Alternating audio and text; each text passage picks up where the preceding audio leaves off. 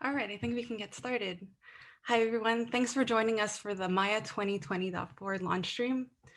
I'm Jennifer Waters, Industry Marketing for Film and TV at Autodesk. And today I'm joined by the Maya and Bifrost product teams, who are going to give you a first look at some exciting new updates in Bifrost. We will be recording the stream and it'll be posted on YouTube shortly after the webinar is finished. Like many of you, our entire team is working from home. And as much as we did troubleshoot for today's webinar, we ask that you kindly bear with us if there are any technical difficulties or connection issues. All right, let's run through the agenda.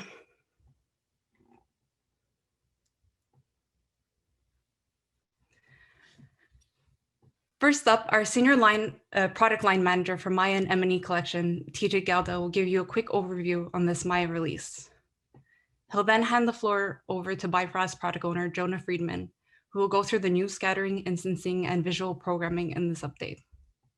Then Faye Agbaje, senior user experience designer, and Ian Hooper, user experience architect, will walk through the new updates to the user experience. Last but not least, Casa Samatelos, Bifrost product designer, will talk about the exciting new cloth and FX features in Bifrost. We'll then wrap it up with the live Q&A at the end. Throughout the presentation, feel free to submit any questions you have in the Q&A panel at the bottom of the screen. We'll either save your question for the live Q&A or answer it right in the chat. And with that, I'll hand it over to TJ to get things started. Awesome, thanks, Jen. Well, welcome everybody. We're super excited. There's a bunch of really cool stuff to get through. So without further ado, what we're gonna do is obviously today, the big release and news is obviously our major update to Bifrost, and there's a lot to dig into, which is why most of you are here. So I'll just give you a couple quick highlights. Obviously 2020.4 shipped includes ARNOLD 6.1, and there's a bunch of really good stuff there, which I'll show you a couple things. But I wanted to take a minute to mention that, despite the pandemic and working from home, our team continues to work on and trying to really push the stability and performance. I was looking at the recent metrics lately, and it looks like 3 out of 4 people have not crashed since Halloween, which is awesome to hear. And we'll continue to work on that. So please keep submitting stuff, and we're really trying hard. And there's a bunch more updates, as you can see here, that will cover a couple of them today, but I just don't have time to go through all of it. So by all means, a good spot to check out is our What's New pane. So in ARNOLD 6.1, as I said, ships, and some highlights. It's kind of a joke here because post effects. So there's a number of things I'll cover, but again, I don't have time to do everything. So the release notes are actually quite thorough and really good examples there. It's worth checking out. But you can see here in the post effects with exposure is now there. We've got color corrections, so you can see you can change obviously the redness of the car, for instance. White balance, like this is all renders, which is obviously pretty neat to see, but you can actually tune all of these post effects live, and we've got vignetting as well. And this one is actually fairly subtle, but yeah, it's a bunch of really good stuff to dig into there. The other big thing that we've shoved in is something called nested dielectrics. Now that's a fancy way to basically say, the ice cube, the glass, the whiskey in this case, all have sort of different properties for internal refraction in their index of reflection refraction. So trying to get that just right. As you can see here, the results are pretty good. And there's a bunch of really cool stuff you can do with that. So not just drinks, but things like this sort of glass marble. It's a really neat effect of getting those refractions and reflections right. And so hopefully we'll see a bunch of really cool glass bowling ball films coming out from everyone soon. On top of all of that stuff, this is a popular thing people have been asking for. Basically, we call it on-demand loading of textures, and it's a term to how this works. But essentially what this means is we're really improving memory usage, right? And so on the GPU, popular request was, well, can you make it more friendly for GPUs that may not have as much memory?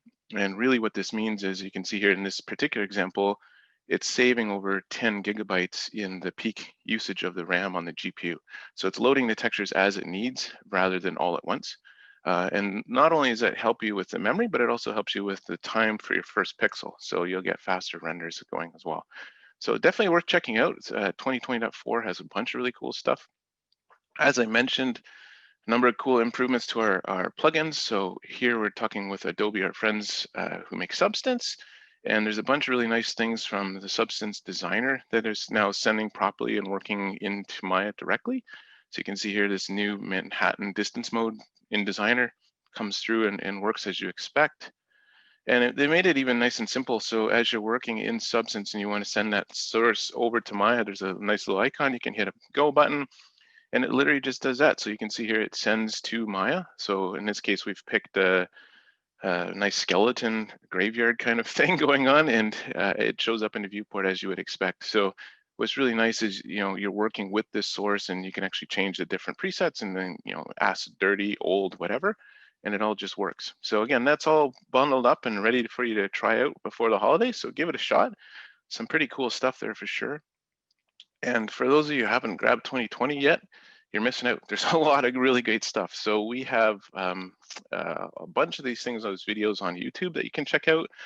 But we put a lot of time into making sure that, as you can see just on this slide, over 60 features for animators, better ghosting work or onion skinning. The new bookmarks is really nice, and that's billeted as an animation feature, but literally anyone can use that. And so you can grab a range and leave yourself a note. And especially if you're working with other people and you can say, hey, from frame 12 to 14 is when my explosion happens. That's a really useful thing. There's a number of other really good stuff. Like I said, check out YouTube. There's a bunch of good links. And the last thing I'll say is sort of the theme that we've been really trying to hit is, rather than just shove in a bunch of stuff, we really want to make sure that you're able to work faster. So not just the stability, but also just making things that you use every day faster. So whether it's file load times, which we've constantly been pushing forward, or editing your UVs, or just snapping stuff in the viewport. Cache playback, we've been doing some metrics and we see that it's saving people almost 2 hours a day in a lot of cases, which is fantastic, right? So again, if you haven't tried out 2020 yet, it is a good time to do that. But I realize most of you are here, and it looks like we've got over 100 people here to talk about what's coming next in our major update with Bifrost. And so with that, I'm super excited. I'll hand it over to Jonah, who's going to dig into exactly that. So I'll stop sharing and Mr. Friedman can show you the cool stuff. Go ahead, Jonah. Thank you, TJ. Yeah, let me just get set up here. Okay. So yeah, welcome to this webinar, everybody. And this is going to be what's new in Bifrost 2.2. But first, small amount of housekeeping. So what is Bifrost? Bifrost is visual programming for 3D graphics, and that means programming in a node graph. Our node graph is JIT compiled with LLVM, which is the same compiler used for a lot of C++ code. So Bifrost is fast. We have state-of-the-art simulation solvers, which Costa will show you lots about. I'm not going to talk about those too much, but this is one simulation done with Bifrost. Also, general purpose proceduralism and an ARNOLD integration. And this is, of course, rendered with ARNOLD. And just a word about our releases and distribution. Bifrost is included with a Maya subscription. So this new version, Bifrost 2.2, it's shipped with Maya 2020.4, which we're all very excited about. Tons of good stuff in that release. But it's also available for 2018, 2019, and all the rest of 2020, and you can download new versions on the area. And our release schedule is flexible, much like the ARNOLD releases, and our versioning is much like the ARNOLD versions. And this is our 11th release. So when we left off, we in the Vision Series presentation, I talked about how this image here was produced with scattering, instancing, and blue noise and other point distributions and fields. And yeah, so we're going to kind of pick up from there. So if you didn't see that one, maybe watch it later, but don't worry, it's okay. So the first thing I want to talk about is the scatter pack. Scatter pack is a collection of new nodes for creating and manipulating point distributions. This includes things like creating point clouds with scattering and aligning them to surfaces and controlling what gets instanced where. But there's also a new graph programming concept that we've added called this interpreted auto port.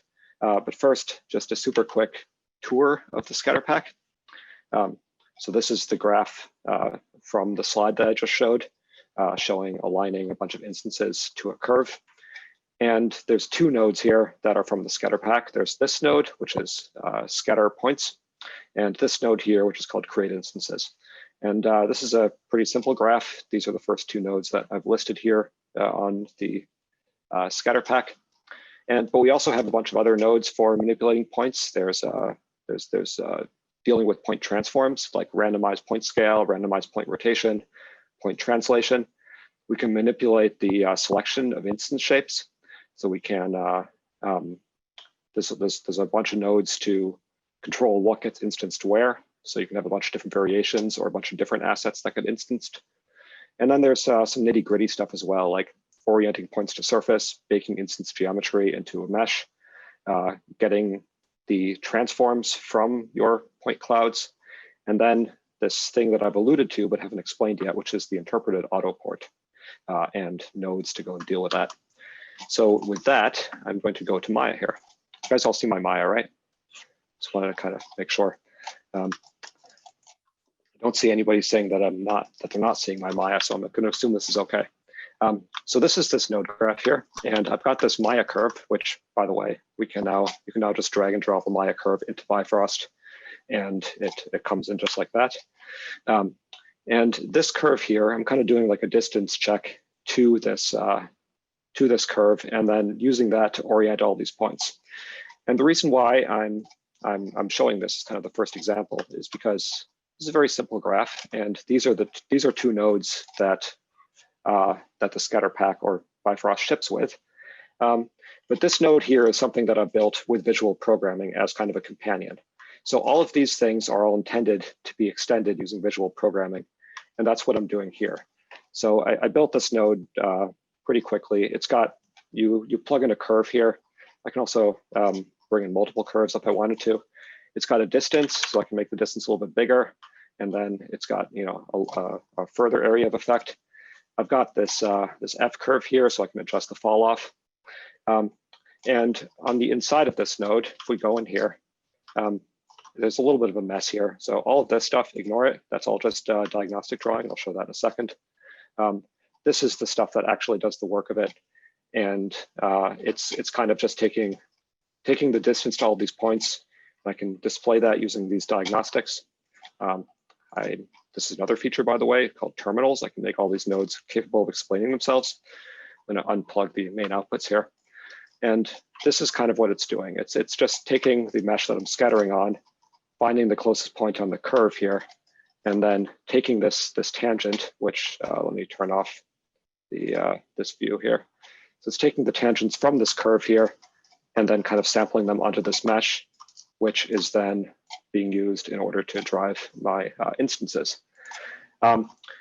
So that's kind of the intent behind this concept of interpreted auto ports. Auto ports, by the way, are signified in the graph by this little halo. So right here, we have this tangent override, and I just kind of added my own component into this to control the tangent. And by doing this, in even a really small, simple graph, as a user of the graph, I can add a small component and use even a very simple graph to express an artistic intent. So let me, one other thing here. I've also added another output to my sample closest tangent here, which is these weights here. And by plugging that in, I can use the same data here to adjust where I'm scattering as well. So these are kind of the same thing, where like this is where you plug in your own kind of visual programming components, or even ones that we ship that do things like create weights or create vectors in order to control all of these nodes. Okay. There we go.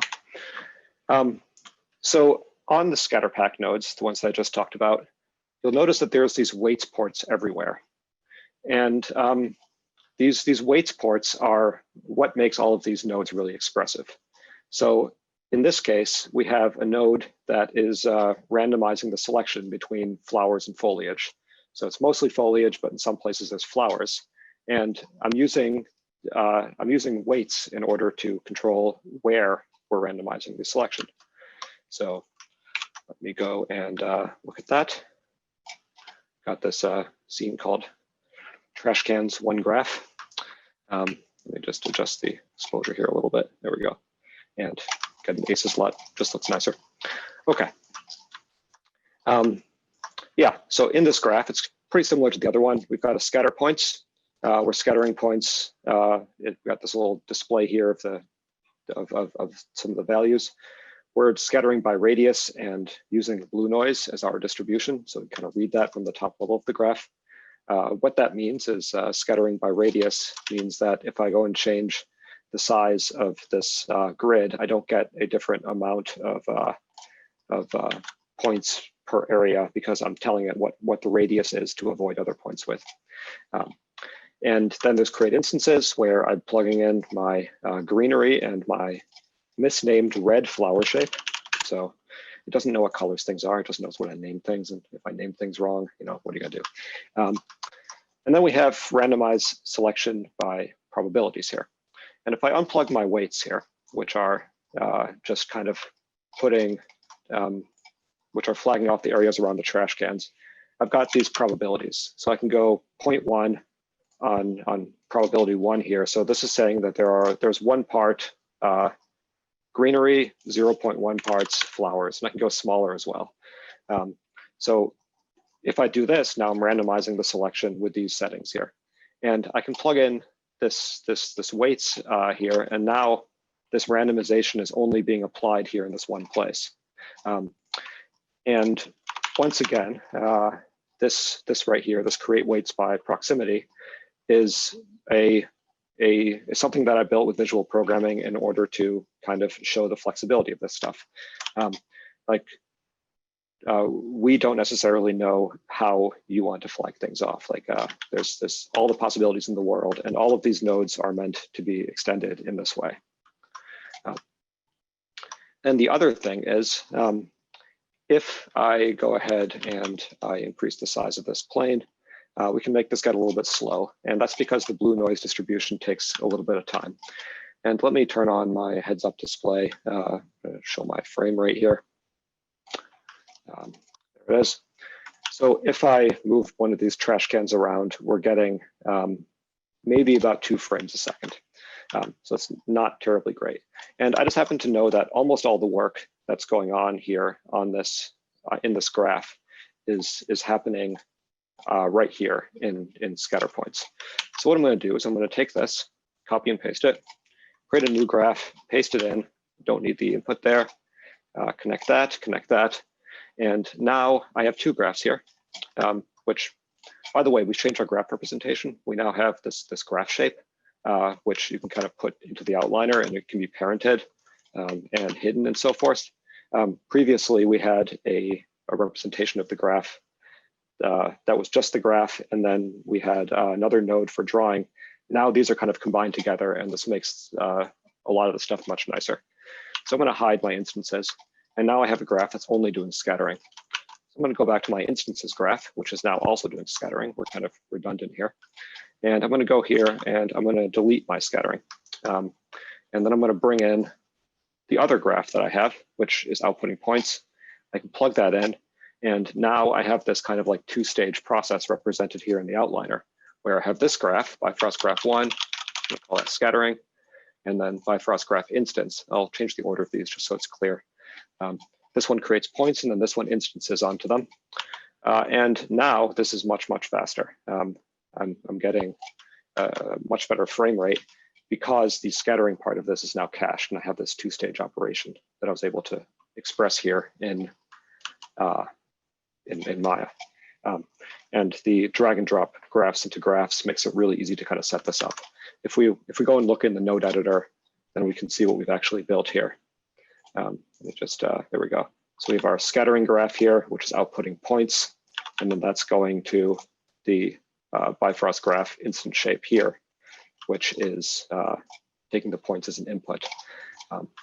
So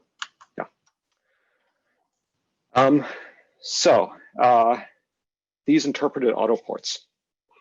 A little bit more detail into these because this is a super important concept. So I'm going to go to this scene here that has these train tracks. Let me go back to my presentation. So as a graph author or as a compound author, I'm creating this compound here that rotates strands. And my question and my tension in my mind is, how do my users want to use this compound? Like, do they want to control it using weights or fields, which I'll talk about in a lot of detail in a little bit, but right now, or do they want to just say a property, like we already have like a color set or something on the mesh and we want to control it with that? Or do we want to flag off certain points and so forth? And the answer to this tension is the interpreted auto port. So here's my scene to demonstrate this. If I zoom in on some of these train tracks here, we can see that we're visualizing the basis vectors of this. The blue is the, it's a little easier to see. Blue is the tangent, green is the normal, and red is the binormal. And what this node here is going to do, rotate strands, is it's going to rotate around the tangent. So just to demonstrate that, I'm going to plug in a time node into radians here. That's how many radians it's going to rotate by. If I hit play here, we can see that it's all just kind of rotating. So yeah, so this is kind of cool. In this graph, there's some more stuff that's going on, and I'm kind of focusing on this node right here. But previously in the strand, we're bringing in a curve, or previously in the graph, we're bringing in some curves as strands. I guess I don't need that node. And then afterward, I have this create train tracks node, which goes and creates a bunch of instances along the strands and so forth. But I'm going to focus on the boring part of this graph, this rotate strands node, which all this node knows how to do is it takes the tangent, it makes a quaternion, which is a rotation out of it, using axis and angle to a quaternion. So it's saying rotate around the tangent by the amount the user specifies.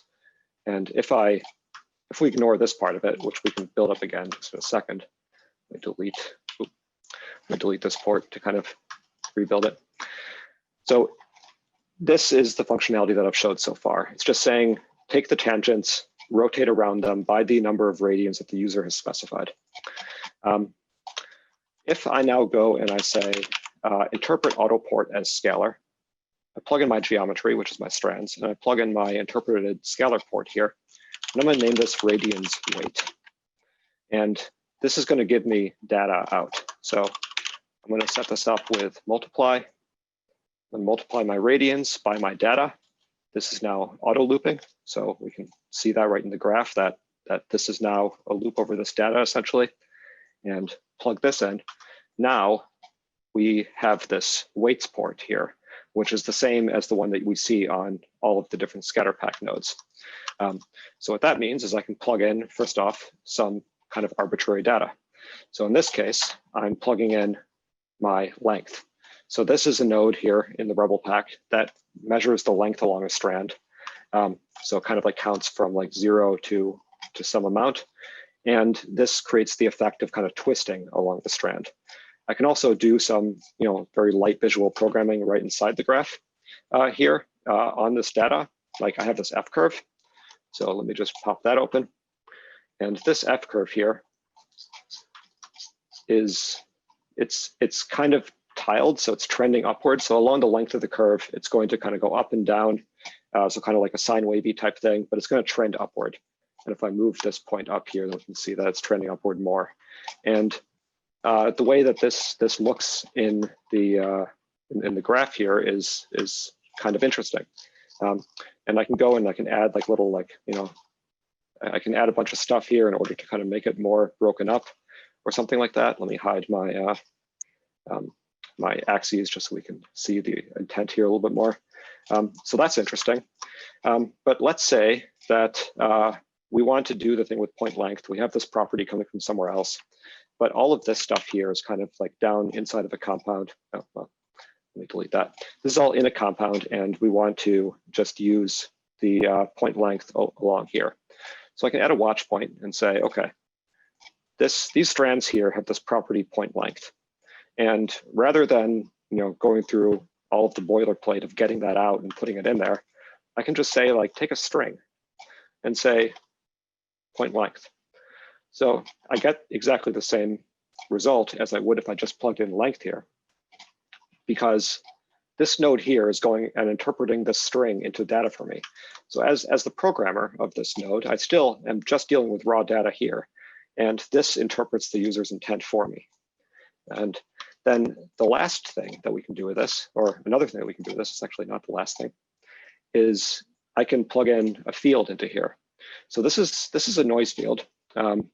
So if I, like, what we can see is we can see that it has kind of like a frequency to it, and it's now controlling my rotate strands. So I have number of frequencies, 3, and a monofrequency here. If I decrease the frequency, now the effect is a little bit different. So now I have a noise that's kind of on a larger scale.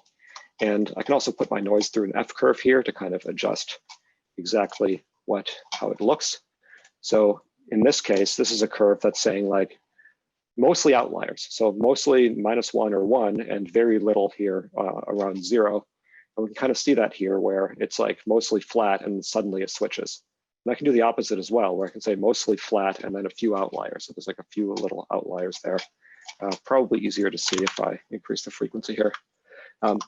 So what this has done, this interpret auto port, is it's taken this node right here, this rotate strands, which was the most boring node in this graph, and made it a really expressive thing that artists can use in order to express their intent. So this node only knows how to rotate a strand, but the artist is going to say how to rotate it, where to rotate it, by how much. And this is kind of how we envision these things kind of fitting together. Okay, so here's another example from the Vision series before, where what I'm doing here is I'm taking just kind of like raw data here. I have a per point property or color per vertex or color set, whatever you want to call it, on my mesh here that represents the drainage data. And I'm just telling my scatter points node to use that. And I'm able to express this intent here of only scatter in the areas where there's more runoff in this drainage data. So that's my introduction to the scatter pack and the interpret auto ports. So the second thing that I want to introduce is another huge topic, which is fields. And fields are resolution independent volumes. This is based on work that Jerry Tessendorf did. And what these allow you to do is express a spatially varying function in 3D. So something that varies over 3D space. And we kind of saw the glimpse of that when I was plugging in a scalar field and adjusting it with an F curve. Fields are interesting because you can author your own fields by combining fields with other fields. And in this case, I'm showing an example that I call hurricane noise, where I've built this field that basically does spirals. So all this kind of like spirals outward, and it's flowing along the surface here. So we get these spirals that also flow along the surface. And after these fields are authored, they can be shared, of course, and you can use them to control simulations, and you can use them to control anything that has one of these interpreted auto ports. So I could use this field here in order to control the scattering of my instances. Like I could have like all these, like if you imagine that there are like cars or whatever, like all the cars would be aligned to this field if I used it in the same way that I was using the curve sampling in the other thing. So now what I'm going to do is we're going to walk through exactly how to build the hurricane noise to kind of hopefully give you guys a better idea of kind of what this means to have implicit volumetric tools that let you kind of build things up by combining multiple of them. So to make my hurricane noise, first I need to prepare my ingredients, and let me go ahead and open up that scene. So here's my ingredients. There we go. Okay. So the first one is a fractal noise field.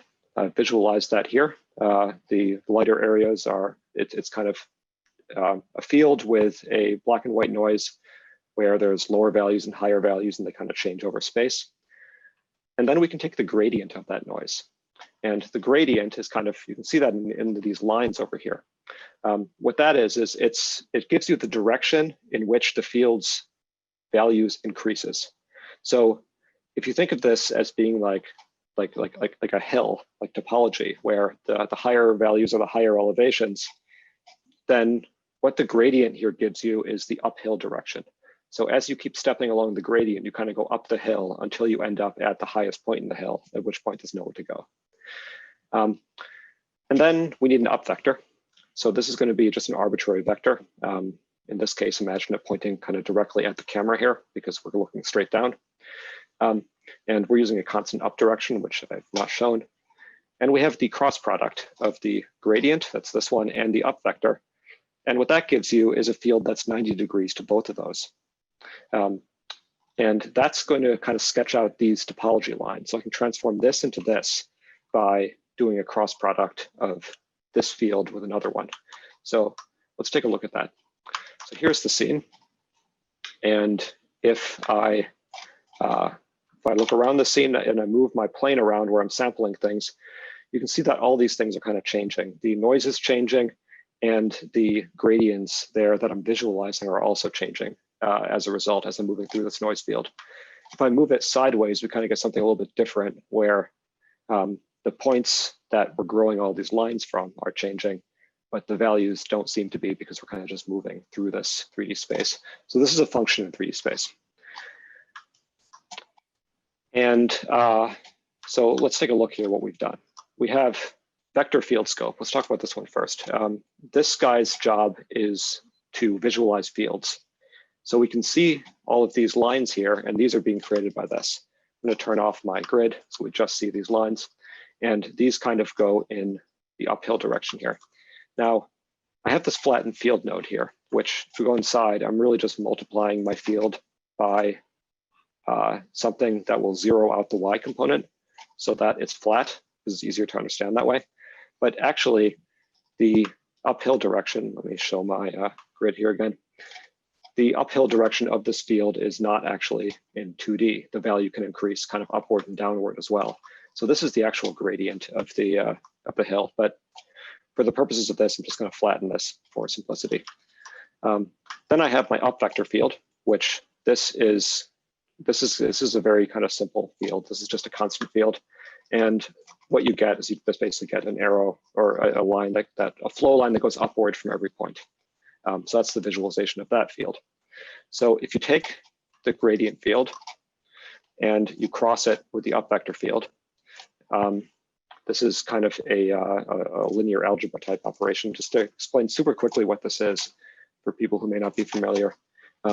Hopefully you guys are able to see my drawing here. If I have one vector and then like another vector in 3D space, then there's a third vector that is going to be 90 degrees to both of those. And that's what a cross product gives you. So if you take the uphill direction and you cross that with an up vector, then you get something that resembles topology lines. And so what we end up with is we end up with a field that represents the uphill direction along the in this noise field. And we have one that represents the around the hill direction. So if we follow this one, we're just going to kind of stay at the same elevation and go around the hill. So those are our ingredients. And by putting these ingredients together, we can build our hurricane noise. And the way to do this is actually pretty simple. We just need to blend the flows. So we have these two flows, around the hill and up the hill. That's the gradient and the topology lines. And if we blend the two, we can have a formula like go 25% up the hill, but 75% around the hill. And this amounts to spiraling up the hill. And now we have a noise field that produces these really interesting kind of like spiral shapes. So let me open up that next one. So here it is. Very similar graph as before, except now we have this linear interpolate here. And I have this driven by time. So at 0, we have only topology. So this is just going around the hills. And then at the end here, at 24, that's going to be a 1.0 because it's seconds and a 24 frames a second. This is the uphill direction. And somewhere in between, we have these spirals, and we can kind of pick like what value that we want. And if I move this around, we get this, we can kind of sample this in different spaces and see this kind of like swim around in really cool ways as we move through this noise field. So what we've built here is by combining all these fields together, we built a field that is a, like it has this spirally noise at infinite resolution with no bounds. Like I can move this over, way over here, and it's still there. There's no like, it's all implicit and doesn't exist until we actually go and sample it. Like I can go and make this grid here smaller, which that's maybe too small. So now we're getting like a ton of these values. Yeah. And the other thing that I've done is I've taken the flatten and I've replaced it with the project vector. So this is another kind of linear algebra operation. And what we're using this for is we're using it to kind of flatten the field onto an arbitrary normal. And we need to do this because we want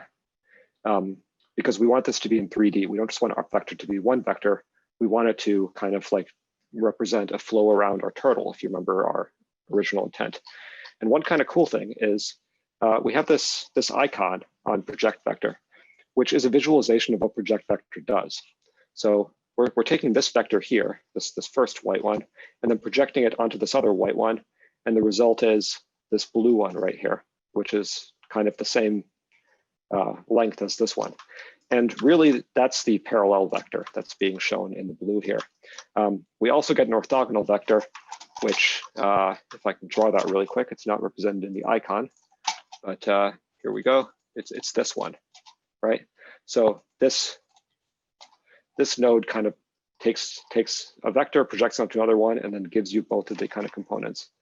And what this, and if you don't want to think in linear algebra, which I don't blame you, I find this a little bit oblique too, I can take this project vector, I can collapse it to a compound and kind of give it a name that's more expressive for my purpose here. So I can say like flatten onto. So I can say, call this vector field and flattened field. So flatten onto, we flatten this vector. This field here are taking this, right? It's not flat. And we're flattening it onto this vector. And the result is a perfectly flat field here. So now we have our ingredients all mixed and we're ready to apply them to the turtle. So the next thing that we need is we need the up vector. And the up vector is a field too. So in this case, I want the up vector to always be flowing away from the turtle. And this looks like normals. It's actually not. For this case, it doesn't actually matter that it's not normals, but if you look carefully here, you can see that these lines here are flowing. So where they kind of collide with each other, they kind of instead flow away from the turtle. So this is another kind of ingredient that we can use with fields. And the way that we do this is we convert our turtle to a volume, specifically a level set or assigned distance field volume. And the gradient of that is the direction that flows away from the turtle. And let me show you guys that. So here's the application of this. Almost like a cooking show where I put this in the oven earlier. So here we go. There's our turtle with our hurricane noise applied. I think that's a pretty cool look. But if I go and kind of undo a little bit of this graph and I plug in my up vector again, now this is what we get. We end up with the same swirly noise, but it's kind of flat in the wrong way. It hasn't been flattened to the surface. It's just flattened to a y vector here. And then the other thing is where I'm sampling it. So once again, I kind of built a second graph here. So I built this graph, and what this graph does is it scatters a bunch of points on the turtle with blue noise. This is where all of our flow lines will start from. And this one is going to convert our turtle into a volume, and specifically our level set volume. And then I'm outputting that as well. And then in this other graph, I've drag and drop this in, and I have this node called voxel field. So I'm converting my volume into a field. So I can use my explicit volume data in the field system by converting it to a field with voxel field. Then I can take the gradient of that here. So this is the gradient of the voxel field. And if I use that to visualize, let me hide the turtle again and show the flow line graph again. We get this right here. And if we look carefully, we can see that this is indeed the direction that flows away from the turtle. And then I use that as my up vector.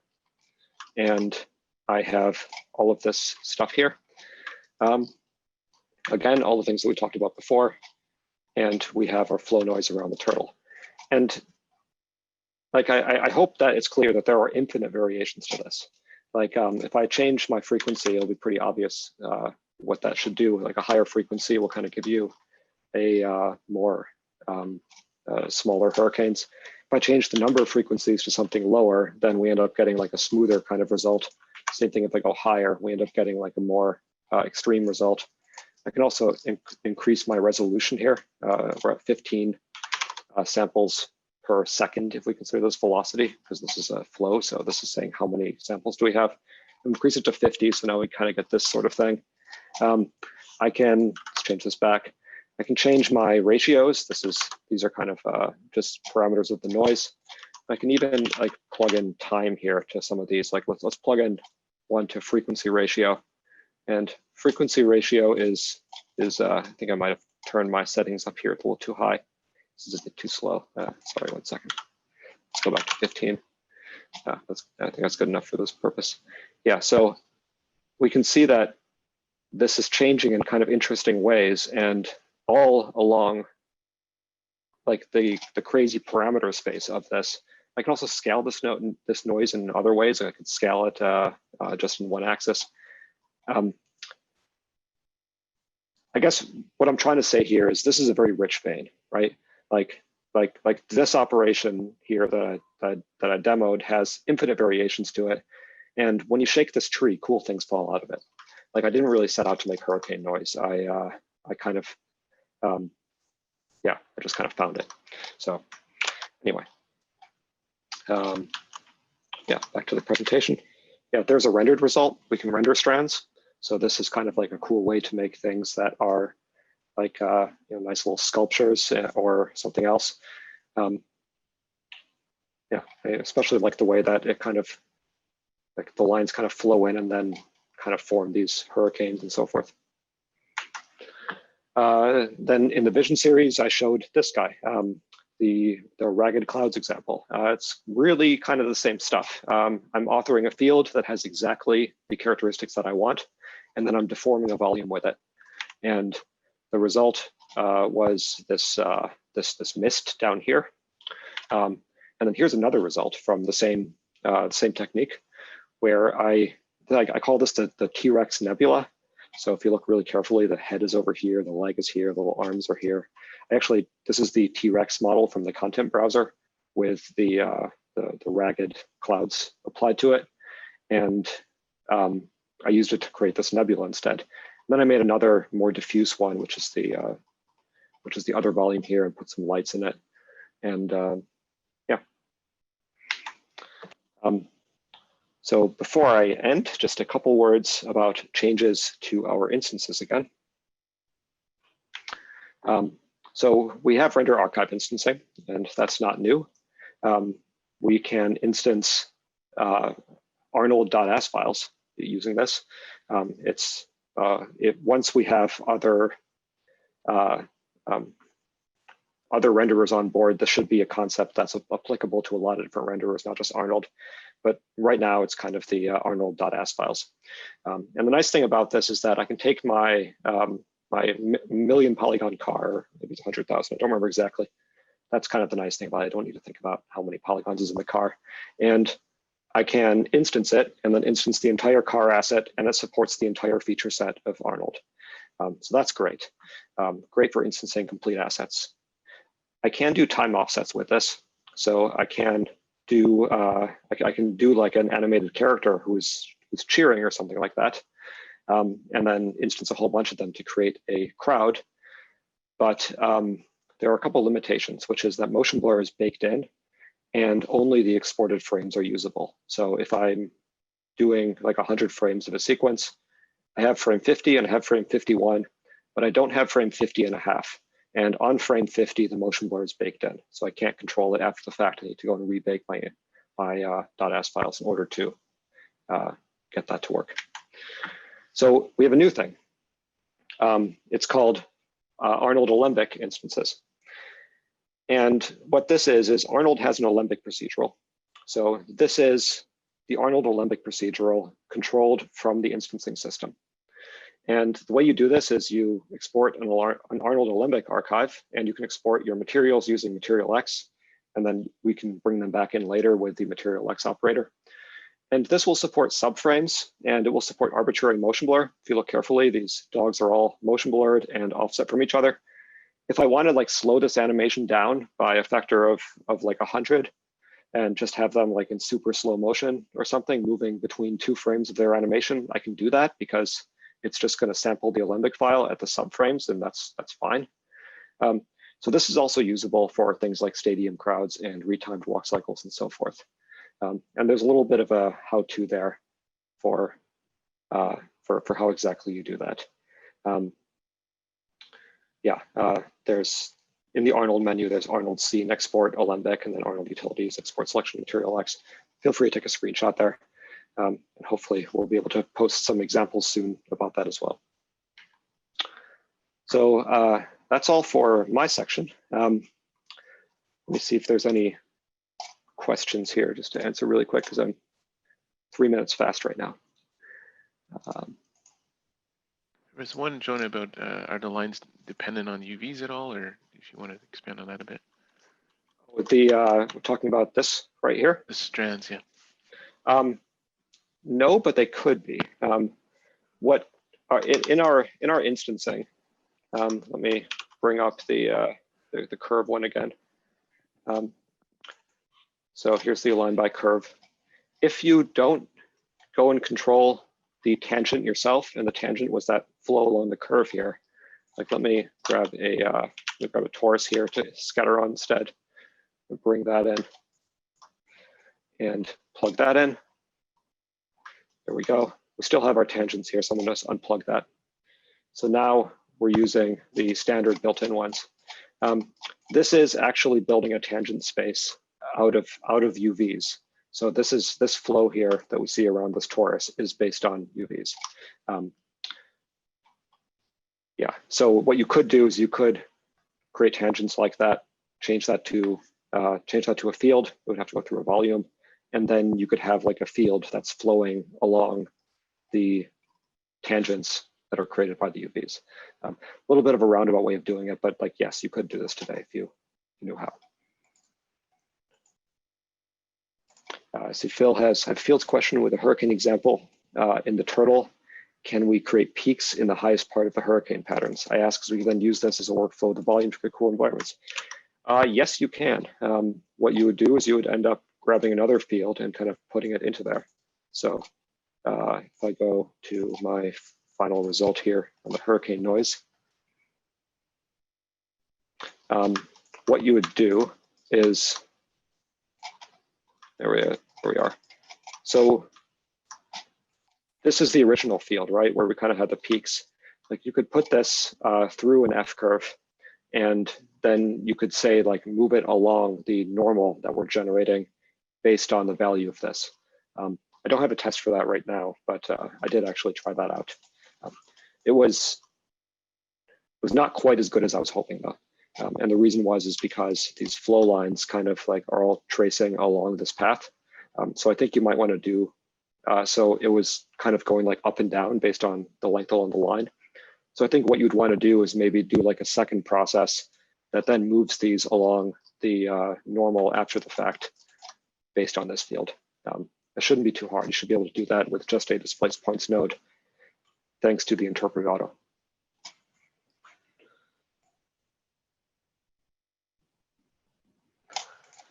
Okay, and I think I'll hand it off to Ian and Faye now. Thank you.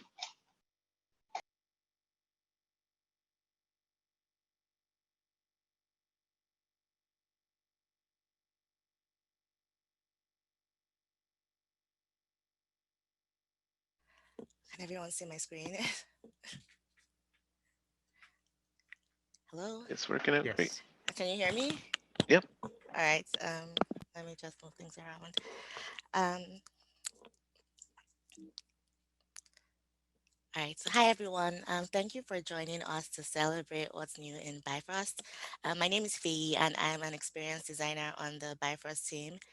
Uh, Ian, who is our user experience architect, he'll be joining me as we explore Bifrost 2.2 from a user experience perspective. So let's start with quality of life improvements in Bifrost 2.2.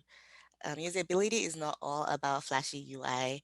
Performance and stability are critical parts of the user experience for a new product. So with this in mind, we have made significant performance improvements for error simulations, and this includes better memory allocation and consumption, as well as improved handling of loops. We've also fixed a number of bugs, improving overall stability and code quality. So we fixed over 80 bugs in Bifrost 2.2, and we have fixed more than 350 bugs since our first release last year. Now let's talk about improvements that impact your day-to-day activities in Bifrost. Improvements to the typical graph author workflows can be subtle, but they make a huge impact on ease of use. With escape termination, you can now use the escape key to stop graph computation instantly. This allows you abort long simulations and resume your work almost immediately. So if you've ever been nervous about trying a new simulation that you're not quite sure of, then you understand that struggle of having to wait for the wrong simulation to be over. With escape termination, you have that flexibility to confidently try new simulations quickly. Also, when creating your graph, if you wire it in a way that's not very efficient and your system starts to slow down, you have the option to quickly stop it and make changes. We've also integrated some drag and drop enhancements which improve workflows across Maya and Bifrost. So just like you can drag a mesh into Bifrost from the Maya outliner, you can also quickly and easily drag a curve from Maya's outliner into the Bifrost graph. Similarly, you can drag Bifrost graphs from the outliner into other Bifrost graphs. This allows you quickly hook graphs to one another and unlocks other workflows and frameworks for graph creation. For example, you could choose to create multiple smaller graphs instead of one large graph. And since the output of your graph is linked to Maya's caching system, you can take advantage of this by compartmentalizing your graphs in a more efficient manner.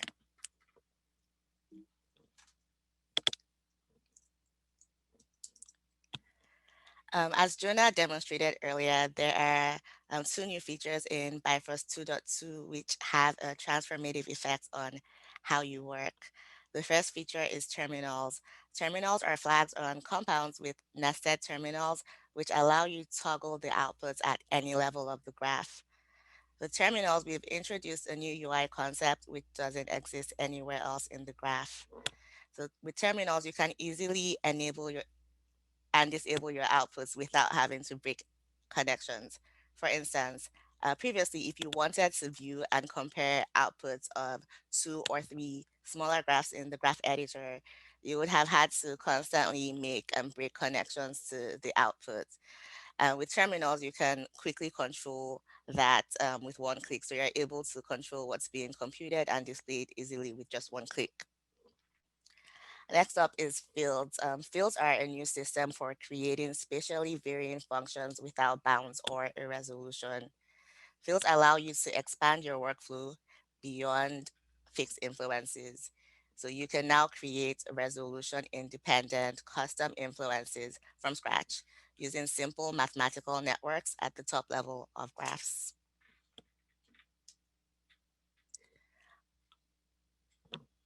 We have also added many new nodes and made improvements to existing nodes. Here's a brief overview of some of these changes. For our volume tools, we've made several enhancements to various volume manipulation nodes, such as the ability for all of our volume nodes to support adaptivity. With this multi-resolution support, you no longer have to pay the performance cost of having high voxel volumes everywhere.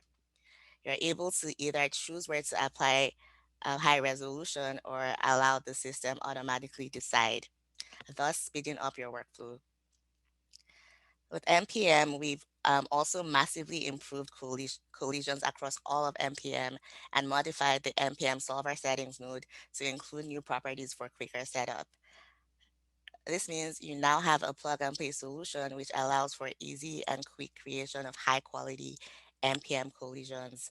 So you can easily create better collisions with surfaces such as sand and snow, self collisions such as a cloth folding over itself, and overall collisions with everything. So say a sand interacting with snow, which is also interacting with cloth. And as Jonah kind of showed earlier, we've introduced the scatter pack, which is a collection of specialized nodes for scattering and instancing, and they've been integrated into Bifrost's core node library. This allows you to easily find and use these nodes and unlocks even more workflows and capabilities for you. Now I'll hand off to Ian, who's going to review some of our other usability improvements that we've recently made. Thank you.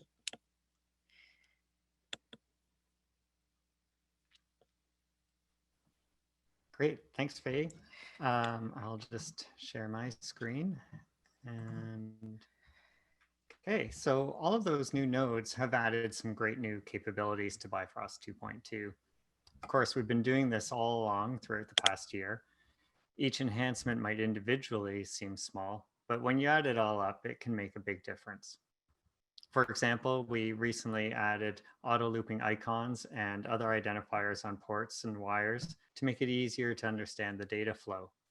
We also added type and value information to the nodes, so you could better understand what is happening on each node. Node suggestions work anywhere there's an ecosystem of nodes that work together in their own networks. We added quick create shortcuts to let you create relevant nodes in just a couple of clicks. You can also now wrangle type of a port directly without needing to create a value node. We introduced an F-curve editor into Bifrost and then continued to make small improvements to it. We added a file browser widget to let you select a file directly from the parameter editor. And of course, over the course of the year, we've added many new example graphs to the Bifrost browser. With all the new nodes that have been added, we've also created many new icons to help visually distinguish them. So here's an example of how a couple of the enhancements I just mentioned can make a more comprehensible graph. And Jonah talked about this too quite a bit as well with the, for example, the auto port here is indicated with this bar. And so to create a more readable graph, auto looping icons on the ports here indicate when the data will be cycled in a loop. In this example, we can know that the node will loop over an array of vectors to produce an array of lengths. Here you can see how critical values in a graph can now be read directly on the node. In this node, the property being set is data dump. And on this node, we can see that the value is 100. The result of this is a highly readable graph where a simple screenshot of a graph can be shared with someone and they can step through it to understand what is happening. So you can easily see how the value of 200 for this long integer would go into this random value array along with the float 3. You can see it's looping through the normalized node and so on. In addition to a more readable graph, we're also working on the day-to-day usability through features like the node suggestion shortcuts. They help users learn while doing by offering node recommendations to plug into various ports. Another way that we are reducing friction is through type wrangling. Bifrost has a type system, and type wrangling allows manipulating it with one click, as well as providing hints and discoverability as to what nodes are capable of. And now I'm going to let Costa share with you some of the exciting effects improvements that are in Bifrost 2.2. Thanks, everyone. Thank you, Ian. Thank you, Faye. Thank you, Jonah. Yeah. So let me just share my screen. Okay. Is everything good on the screen sharing part? Yeah. Yep, you're good. All right, thank you. So I'm Costa, the user-friendly version of Konstantinos, which is my real name. And so today I'll be taking you through all of the updates that are involved with effects and cloth. Of course, Faye already mentioned some of that stuff, and I'm just going to break it down into more detail for you guys. So the first thing I would like to show is all of the features that are like overarching across all of effects. So for those of you who are not yet familiar, we have several simulation systems that exist in the Bifrost graph right now. And those would be the aero and combustion simulation system. We have a generic particle system, and we also have the NPM solver, which is responsible for things like sand and snow and cloth. And so we have implemented some features that are actually affecting all of those. So let's start with that.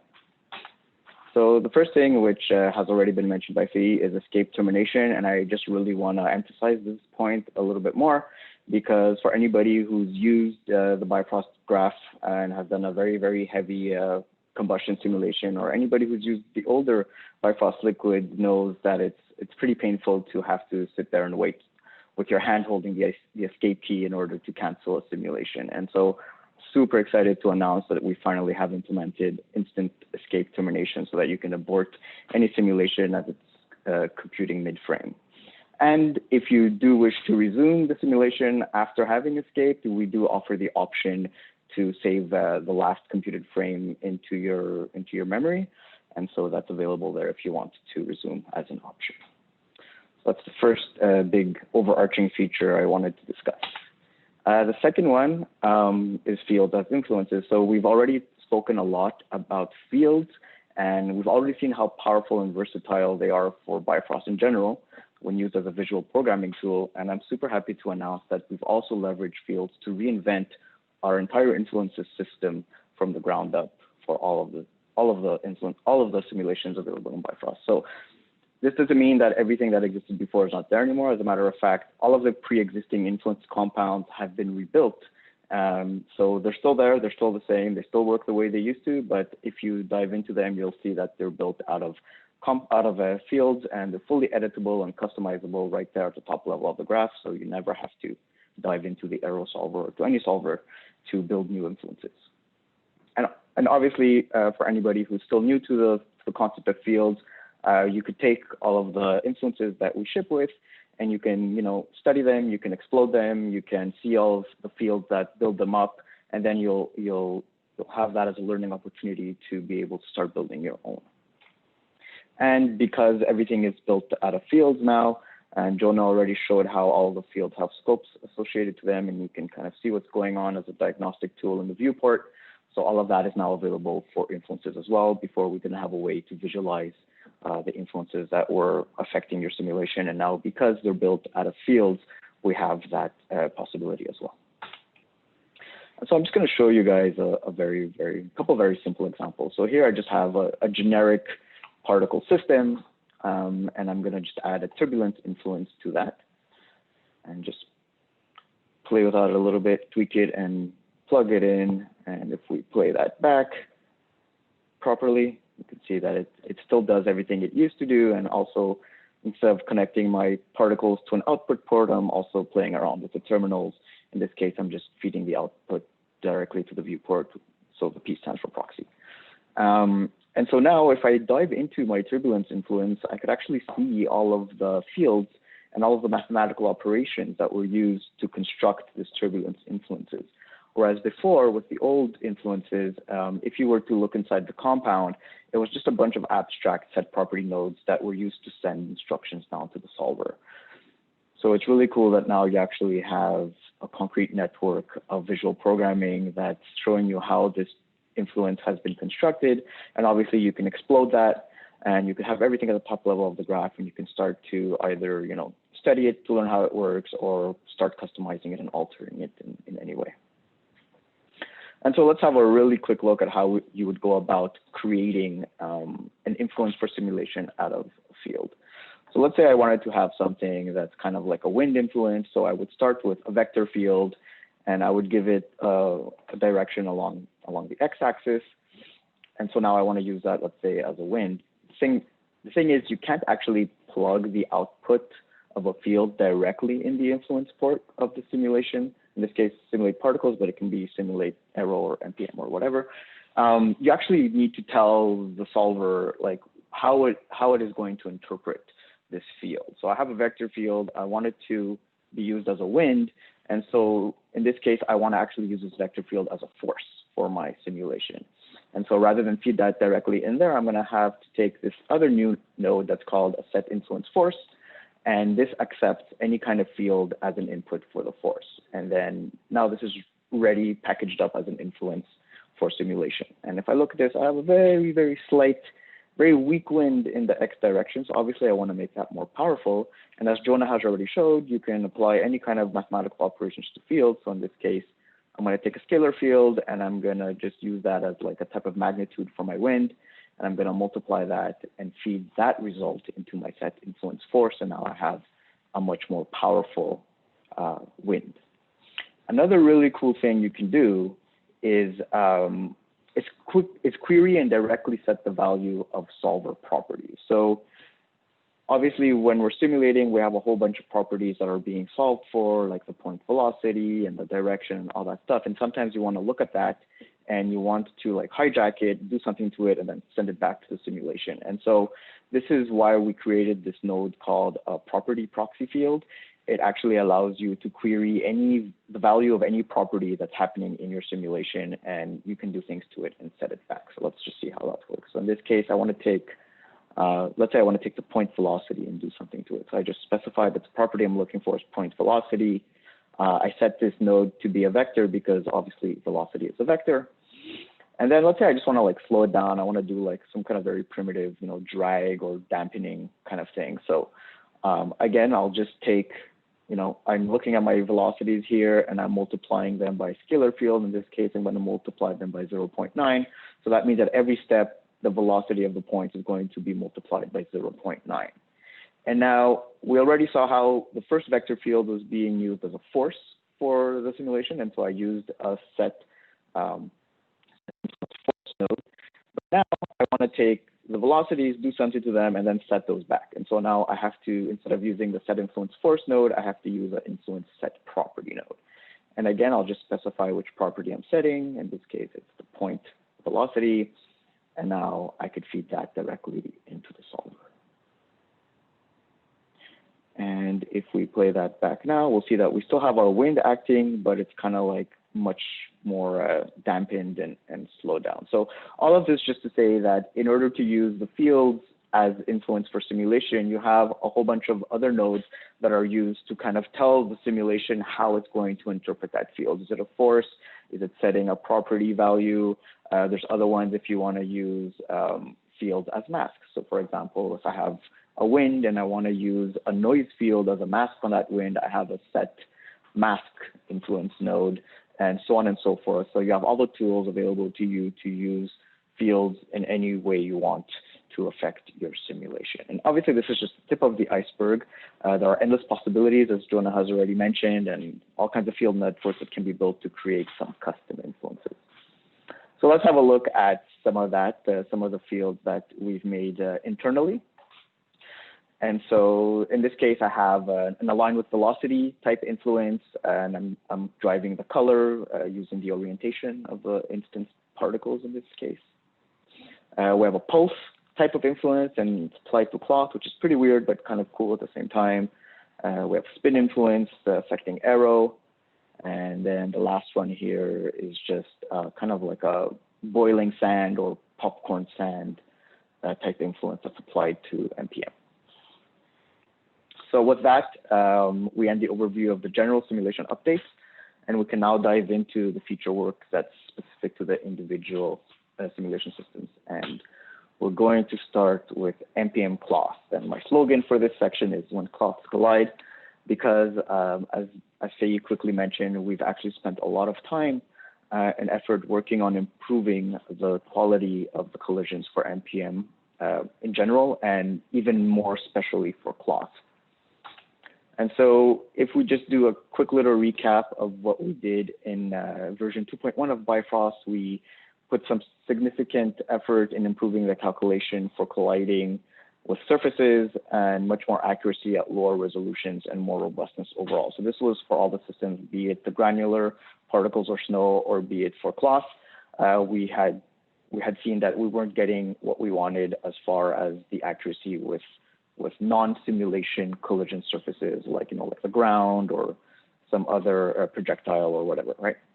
And so we spent a lot of time making that better. And if we just look at this montage really quick, it demonstrates some of the results from the work done in version 2.1.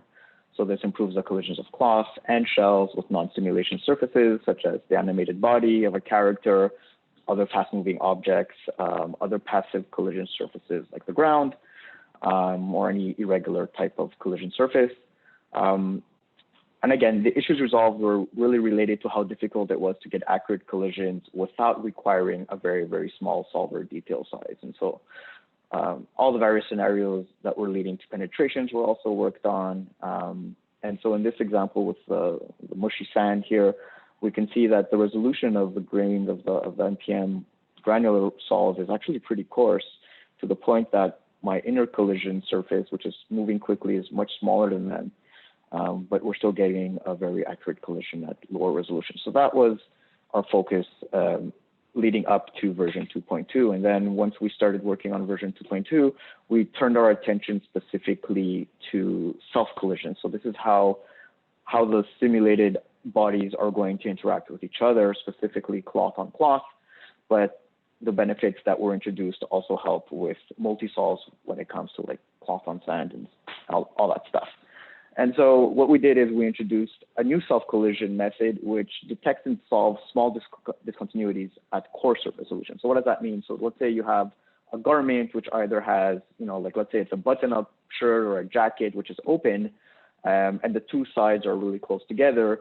You actually want those to move independently, and you don't want to have to use very, very high resolution for that to be solved.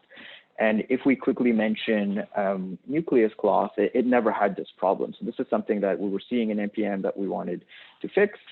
And by fixing these discontinuities, we also kind of took care of a lot of other problems we were seeing, such as cloth sticking to itself. So if you had a simulation where you had a flap of cloth that kind of folded it over itself and landed on top of itself, sometimes it would stick there depending on your resolution. We were also still seeing some interpenetrations with cloth. Again, when the cloth was colliding with itself, we never want that to pass through itself. So this is affecting that as well. And as I already mentioned, it also facilitates coupled solves where you actually want everything to collide properly and not stick and not penetrate and all of that stuff. And so if we quickly look at this video here, on the left side, we have the old behavior. So we have this piece of cloth here that has a whole bunch of cuts. And as it moves around at this low resolution, you could see that it's not really detecting the cuts, and it's actually treating everything as though it were one continuous piece. Whereas with the new method, we are detecting the discontinuity and solving for it correctly. And the same thing with these Post-it notes. With the old model on the left here, like all of the Post-its were kind of being treated as one big blob, whereas with the new method, they are being individually isolated, and the behavior acts accordingly. And again, this works at low resolution. You don't have to use a very high resolution for that to work. And so if I take into account the entire body of work that we've done in NPM for versions 2.1 and 2.2 to improve all aspects of collision, be it with surfaces or with self-interaction, we can now do some pretty impressive simulations with NPM, and everything is a very quick plug and play type setup. Faye also mentioned that a little bit. We've done some tweaks to the way we present all the properties and the solver settings, and everything that you need is turned on by default so that you could really get started very, very fast. And you don't have to break your head trying to figure out, oh my God, what do I have to change to fix this interpenetration, or why is my cloth sticking to itself, or all of that stuff is really taken care of you by default. And I particularly like this simulation right here because I'm actually using NPM shells to kind of mimic a sort of semi-soft body simulation. So the four objects that you see here are all NPM shells, and these ones are tweaked so that they're a bit softer than these two, which are much harder. And again, nothing is sticking to anything else, and everything is behaving the way it should. So we're really happy with these results. And then finally, obviously, one of the most important uses for cloth is for our characters. We want all the collisions of the body to act properly. We want all the collisions with the self to act properly. We want to be able to have several layers. We don't want anything sticking to each other. And all of this works really awesomely right now. And this mesh is actually a really terrible mesh. It's a mesh that you'll probably never use in production for a cloth simulation, and yet it's still, the NPM solver still does an amazing job at making this work properly. It actually even starts with interpenetrations, like at the armpit and the groin area, and yet it doesn't really create any problems for the solve. So that's really cool. And so that's it for all of the NPM work that I wanted to talk about. Oh, actually, no, sorry, I have one more. The Christmas tree, how can I forget? And so this is just a little fun example that shows like all of the different elements working together. And so what we have here is obviously a snow simulation. The kind of branches of the tree are NPM shells. The garland is an NPM cloth, and everything is colliding with this the trunk of the tree, let's say, which is also a constraint for the branches, and there's collisions with the ground, and then all the inter collisions, which are all affecting one another, and everything works as expected. And again, this took me like literally 3 to 5 minutes to set up because everything is just ready to go. And the simulation took, let's say, maybe an hour at this resolution. So it's pretty awesome. All right, so that's really it for NPM. Now I'm gonna move on to Aero. And for Aero, my slogan is, it's all in the details. Now, why is that the slogan? Well, because in version 2, we really turned our attention in the ability to create awesome amounts of detail and behavior for Aero, and also making sure that runs as fast as possible. And so we've actually done 5 separate things for version 2. The first one is we implemented a physical viscosity model. The second thing we did is a special B-spline render sampler for ARNOLD. We have in-sim detail refinement. So this is a form of upresing with feedback back into the simulation. We've developed a complete UVW texture coordinates and vector workflow, and a lot of important performance fixes. So let's have a look at each one of these in more detail. So the first one, which I'm really excited about, is the new kinematic physical viscosity option that exists on the Aero Solver global node. So simply by changing this from 0 to something else, depending on the scale and size of your scene, you can mimic some really specific physical phenomena, such as this, which is usually referred to as Karman vortices or vorticity shredding. It's a phenomenon that you'll sometimes see when you have an airplane flying through a big cloud, or when you have a big cloud passing by a mountaintop. And so this is a very specific physical phenomenon that requires physical viscosity to simulate. And so just by turning this on, you get the results right away. You don't have to create any specific custom influences or use any tricks or hacks. It just does the thing you want it to do. And then, so that's for the bigger scale. And then for the smaller scale, for things like cigarette smoke, again, there are various ways to get this effect, but having the physical viscosity really does like 99% of the work for you, and it looks like real cigarette smoke. So that's just a little bit there about the physical viscosity. So the second thing I wanted to talk about is the new B-spline interpolation for rendering. So here we see this very common issue that a lot of fluid solvers have, especially when we're talking about combustion. It's this common issue of orthogonal artifacts that you see usually in the viewport, and that you hope that they won't show up in the render. And so our goal here was to create a new sampler at rendering time that will kind of smooth these out without losing all of the crisp detail that you want. And so here we see the problem in a combustion simulation and also in the fog density, even though it's more subtle in the fog density, but it's still there if you look close enough. And so there are many ways to deal with these artifacts in the simulation or in the graph. The primary thing you would probably do is increase the resolution, but you'll always encounter this to some degree if you zoom in really close. Other options you could use are like sharpening filters or the smoothing of properties like temperature and so on. But luckily for us, our resident researcher, Robert Bridson, cooked up a B-spline interpolation scheme for Aero, which can be sampled at render time using ARNOLD's AI standard volume material by setting the interpolation to tricubic mode. And so if we take a look now, here on the left, we see what it used to be, and on the right, what it looks like with the B-spline option on. So again, the tricubic option on the shader. And so this simulation is pretty low resolution to begin with. And so even at that, we get some pretty good results with the new B-spline filter. And if we look at the combustion simulation, you know, it's not the holy grail. It's not going to get rid of all the artifacts, but we can see that it's already much, much better. But we haven't really lost any of the detail. It doesn't look blurry or anything like that. And usually an explosion like this would have a lot more noise, a lot more vorticity in it, which kind of masks some of the orthogonal artifacts a little bit, but using that with the B-spline interpolator is going to make things a lot better. Okay. Now, the next thing I want to speak about, we're going to have this simulation I did, which is kind of inspired by ink and water, let's say, and I am using both of the things I just mentioned. So this has some physical viscosity enabled, and it's been rendered using ARNOLD and the new B-spline interpolator. So already it looks pretty good. But let's say that I wanted to add more details inside of these bodies of smoke or ink, but I didn't want to really affect the rest of the simulation. You know, I want everything to look the same, but I just want to inject more detail in there. And so we've implemented a couple of ways to do this.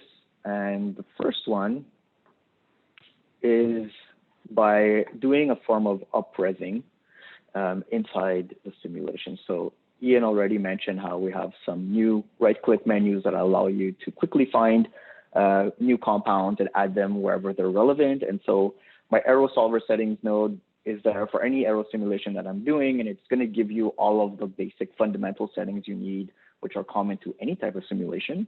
And then if you right-click on this additional settings port, you're going to have some opportunities to add more settings for more functionality. And one of these things that you can add is this compound called the Aero Refinement Settings node. Now, this is new-ish. It used to exist under a different name. It used to be called Aero Sharpening Settings, and it used to contain only a sharpening filter and another method which emits points to sharpen the fog density. But now we've added a third option, and actually this is the one that's on by default. It's called an Enable Refinement. And so what this does is it's essentially an up-resing of the temperature and fog density properties while keeping the velocity computation at the base resolution. So this is not only a faster way to get more details since we're not refining the entire solve, but it also assures that the velocity is not changing, and so the overall behavior of the simulation will stay the same. Moreover, the reason why this version of up-resing is not a post process is because the refined fog density and temperature are actually fed back into the simulation, and they're taken into account for the computation of the next frame.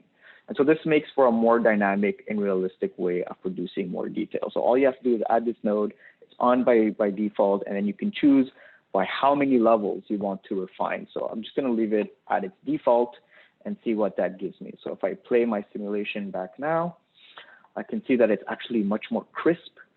And if we compare it to what it was before, so this is what it was before, and this is what it is now. So we can see I have a much, much cleaner edge. I have a lot more detail and action happening inside of the body of these jets of ink. And it just overall looks a lot better. And so this is one of the things that we've added to help boost details for any given simulation. So it is a little bit slower than the default, but it's not as slow as it would have been had I increased the general resolution of my solver to obtain this amount of small detail.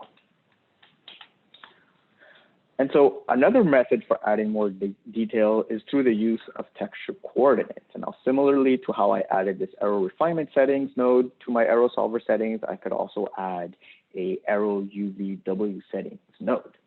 The Aero UVW setting node was first introduced as a prototype in version 2.1, but it's been polished into a complete end-to-end workflow in version 2.2. So this allows you to emit any number of texture coordinates. It allows you to emit any number of texture coordinates to be advected along with the Aero simulation, which can later be used as in post simulation or at render time to add fields for fog density, let's say, or if you want to use a texture at render time, then you have all of the required UVW information. And the idea behind the multiple sets is to minimize the effect of texture stretching by having 2 or more sets simultaneously emitted with an offset, which fade in and out according to this weight curve. And so this swapping of texture coordinates assures that texturing is more seamless. And so if we take a look at the final version of the simulation, and I do apologize, I later realized that I made a mistake as far as the speed of the simulation, but it's the same simulation, it's just a little bit faster. So now I see that I've been able to break up the blobs a lot more and add a lot more fine tendrils and details in the simulation by having emitted texture coordinates and then using them as a post process to apply a noise field, a random noise field to the fog density, and the random noise field is sampled at the positions that are being created by the texture coordinates that are advected in the Aero simulation. And so if we, I keep saying 2 buttons at once. And so if we take a look at the 3 versions of my simulation, I have the original kind of low-res simulation, and I have the one where I used the in-sim up-resing process, and then on top of that, I added the texture coordinates and used those to give even more noise and breaking up the fog density as a post-process. And so that's it for that part. Now, for the final part concerning Aero, so having these indirect methods for injecting finer detail without resorting to incredibly high resolutions is extremely useful and powerful. But sometimes some brute force is required where you actually want all that detail to be part of the full resolution solve and not some form of up-res or texture post-process. So when I think about these kind of huge, dense, slow-moving pyroclastic flows like volcano ash or thick smoke from large-scale oil fires, although these effects can definitely benefit from the 2 features that we just looked at before, but having the ability to actually solve for that amount of detail in the first place will produce the highest quality and the most realistic results. So for us, up until this point, one of the biggest challenges has been a lack of artistic tools to create the specific types of forces required to produce the pyroclastic behavior and look for Aero simulations. As we already saw at the beginning of this presentation, the incorporation of generic fields as simulation influences has opened up a realm of infinite possibilities for building influences, and that most certainly includes influences for pyroclastic flows.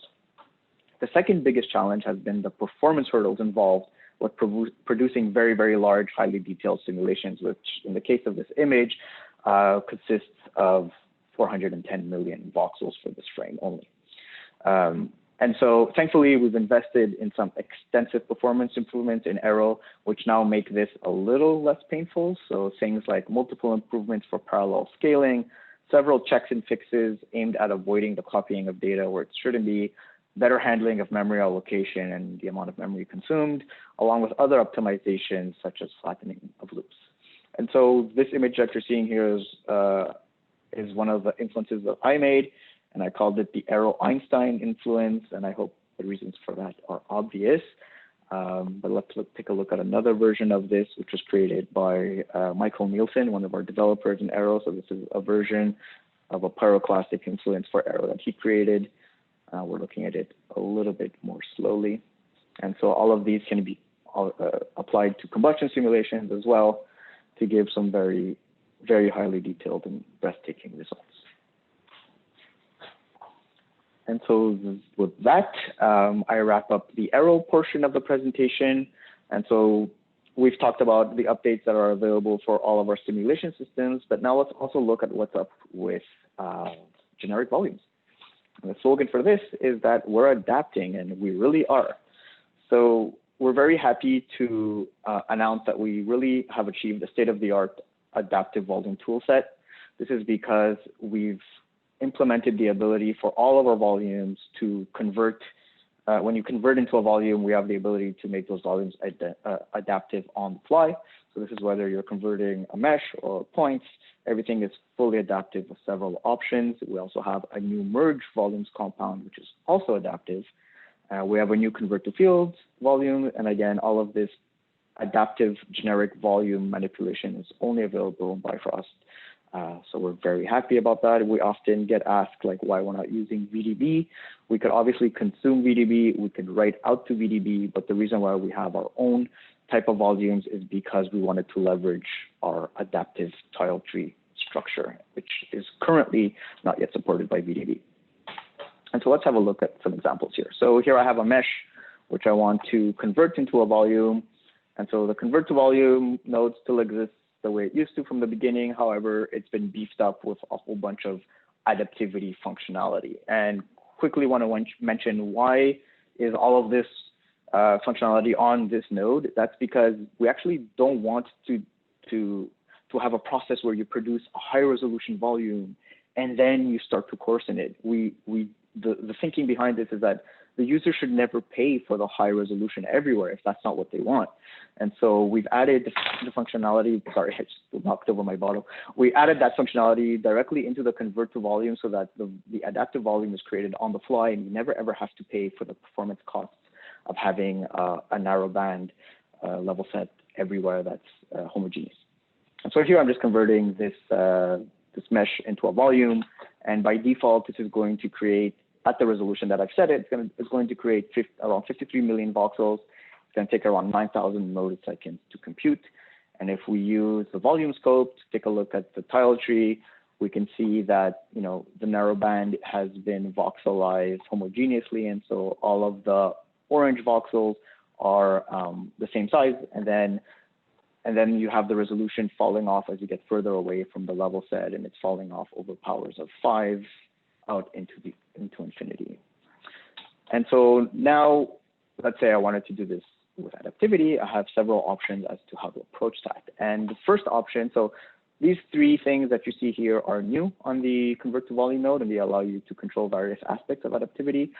And so this drop down here will give you options such as, is adaptivity even on? So by default, it is off because we just want to make sure that it works properly and send it out into the wild before we decide to turn it on by default. But the second option you have is this mode of adaptivity called optimized. And so this is kind of like an automatic magical form of adaptivity, which is going to look at the mesh and it's going to decide on the fly where it needs to have small voxels and where it could afford to have bigger ones. And so if I look at the result now, I can see that with optimal adaptivity on, I've actually reduced the amount of voxels down from 50 million to 28 million, and I've increased the time it takes to make this volume by 40.32%, so down from 9,000 milliseconds to 5,500 milliseconds. And if I look at the volume scope now, because I have an adaptive volume structure where before the different levels of the tile tree were falling off in powers of 5, they are now falling off in powers of 2. And at the finest resolution, where before it was only being represented by the orange voxels, which were the finest voxels, we now have a mix of orange and green, which is the next level up. So this is really, really cool, and we're very excited about this.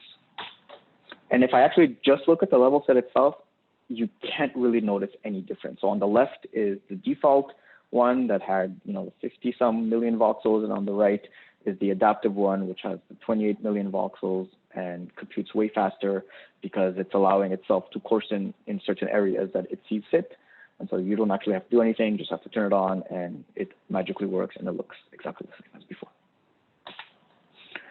And so another thing that we've added to the convert to volume is the ability to manually control where you want to have high resolution and where you want to have low resolution. And for anybody who's familiar at all with our arrow system, if you've used the adaptivity for arrow, you'll already be familiar with this concept of like placing bounding boxes in space and assigning certain resolutions to those bounding boxes. And so I'm still going to leave the optimized adaptivity on, but I'm also going to enable the resolution bounds. And so on my node itself, on my compound, I have these four extra ports now, which allow me to plug in bounding boxes that I brought in from Maya. or that I've created in the graph for that matter. And then I could assign all of these boxes to either use, to have base resolution inside them, half the resolution, or quarter resolution.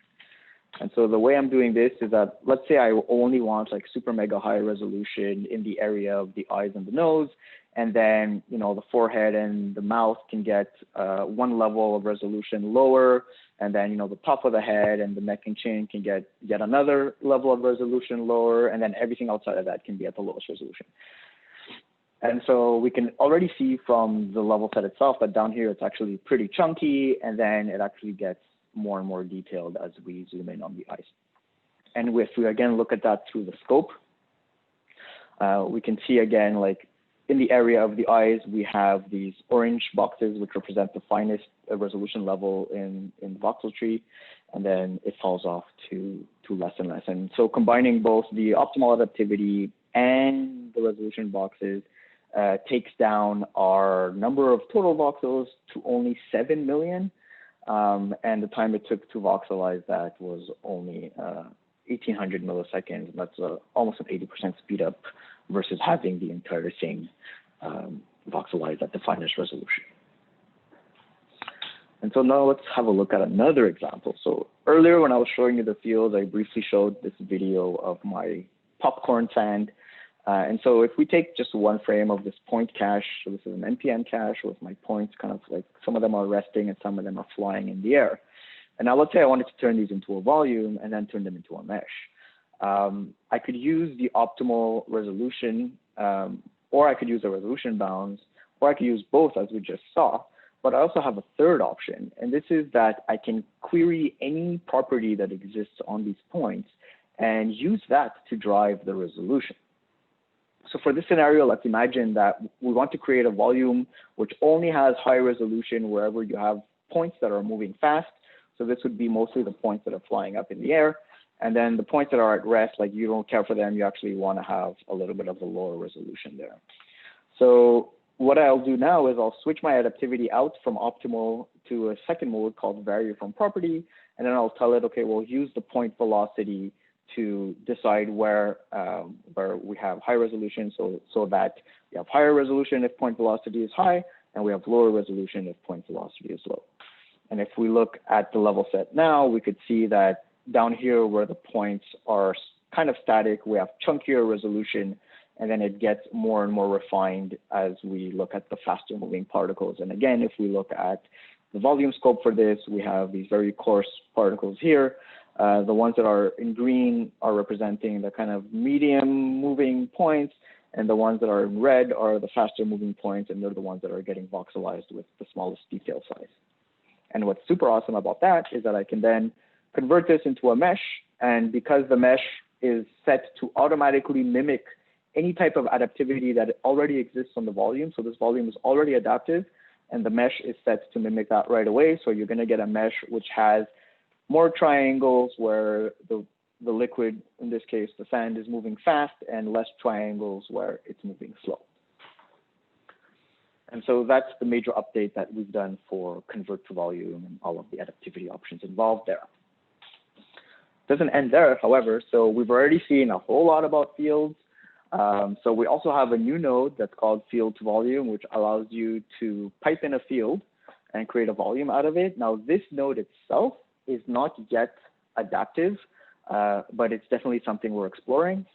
And then we also have a merge volumes compound, which we did not have before, which allows you to feed any number of volumes into it, whether it be a sign distance field or a fog density, and you have all kinds of common Boolean options to combine either the sign distance field or the fog density. And this node also has optimal adaptivity enabled. So we'll see what that means in just a second. And so let's say I have this very simple network of fields that create, this random mathematical field.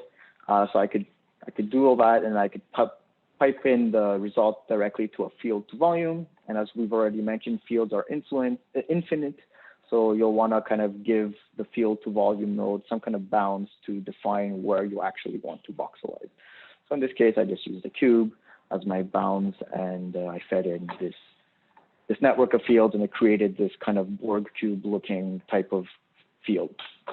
And now if I bring back my bust that we voxelized earlier, and which has adaptivity enabled. Again, remember I had all those boxes that were kind of defining the highest level of detail around the eyes, and it was the lowest level of detail down here where it looks pretty chunky. So let's say I want to now combine these two into one volume.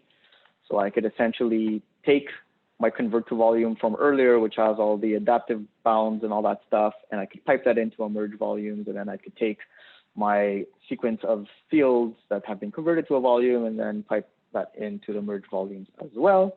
And since both of these are using sign distance field, I don't really have to worry about the fog density down here. I just set my level set mode to difference. And so what this does is it kind of gives them a locutus type of Star Trek look, where you have one side that's kind of textured and detailed and the other side that remains the same as it was before. And if we take a look at that through the scope, we can see that the portion of him that is not interacting with the field volume is still adaptive.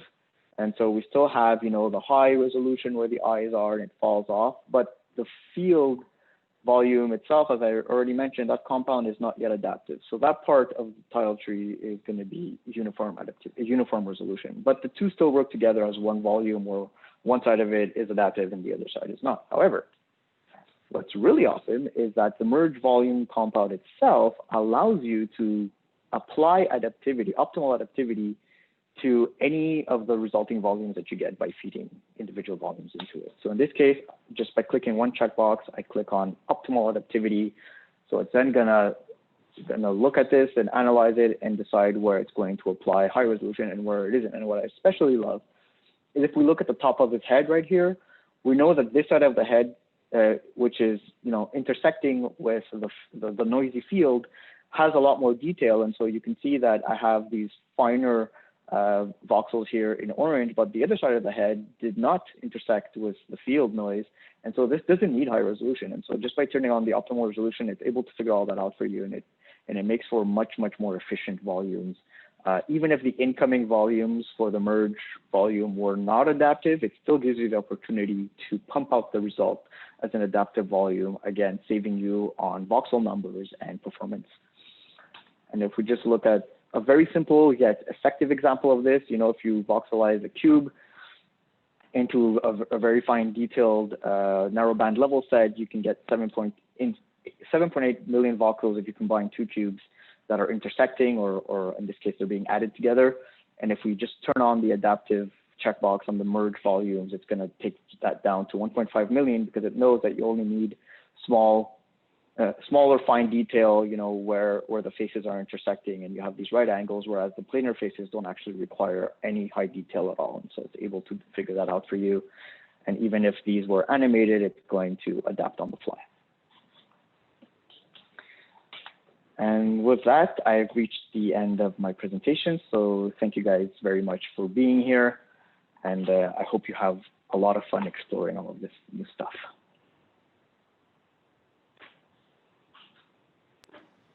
Awesome. Thank you very much. So you guys packed in a ton of stuff as we went through. And so we're going to take a bit of time here to do some Q&A. So by all means, the simplest thing to do is there's a little Q&A button. It might even be on the top or the bottom of your screen. If you hit that, you can add questions to the box. And then the team here will read through them and away we go.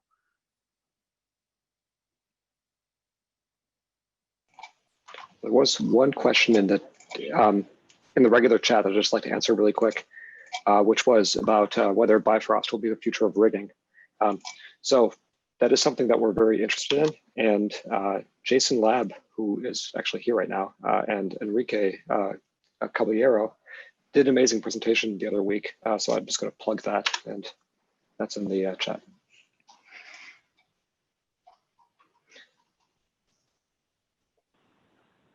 So I'm going to try and answer some of the questions that are aimed at convert to volume and mesh to volume and all that stuff. So convert to volume is a high level compound, which is actually built up of smaller compounds, such as mesh to volume, points to volume, and all that stuff. The idea is that for those that don't know, what you need, you just have this one place where you could plug in any kind of geometry and it's going to convert it to volume. Ideally, when you are converting into a volume, you do want to have a closed mesh, so something like a cube or a sphere or anything that doesn't have a face missing. If you do have a face missing, you can still convert it to a volume, but it's going to be more like a shell. And we're currently exploring ways of actually still creating valid solid volumes, even if you have faces missing. However, it's very important to note that all of the adaptivity stuff for converting to volumes that I showed actually only works if you have a solid volume. So if you do end up in the case where you're using a shell voxelization, so let's say you just have a plane in Maya and you convert that to a very, very thin volume, then you can't use the adaptivity features, at least not yet.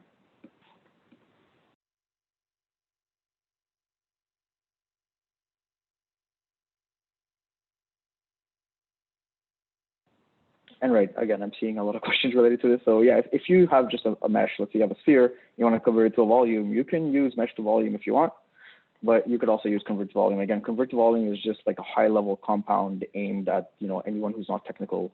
And it's kind of like a Swiss Army knife type of node where it's a one-stop shop for all your volume needs. Let's just say that.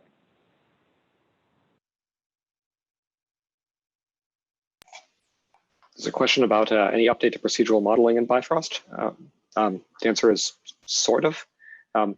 The volume tools will produce geometry, the interpret auto stuff, and some of the nodes in the scatter pack, like displace points, will do certain kinds of modeling-y operations. So there are things that produce meshes and manipulate meshes for sure. But I wouldn't say that we've kind of really attacked procedural modeling yet. But of course, like being able to convert fields into volumes and then volumes into meshes, like that kind of stuff that Costa was showing with his Locutus, I mean, that could be considered a procedural modeling.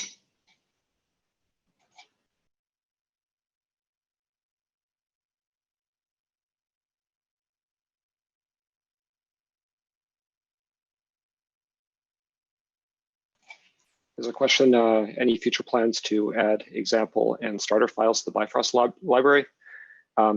Yes, we're always looking at that. It's always a question of time, but we see that that's very important for people to have good examples to be able to kind of dig in and mess with stuff.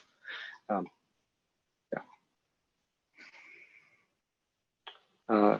Maxime asks, are there any plans for tighter support for cache playback, especially for graphs that make use of feedback boards like simulations? Yes, we have a mostly working internal version with cache dynamics, but there are still details to iron out. But we do intend to support it. I can't say when though.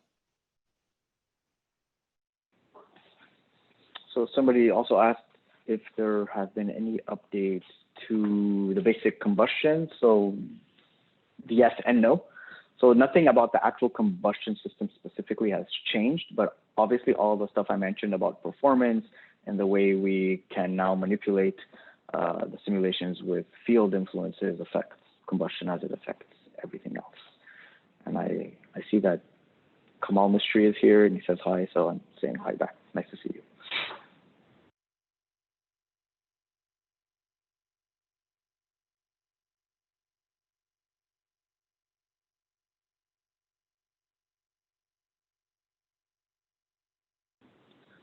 Okay, me again. So there's questions about GPU. I do invite you to take a look at the Reddit Ask Me Anything that we did yesterday, because there was a lot of discussion about GPU.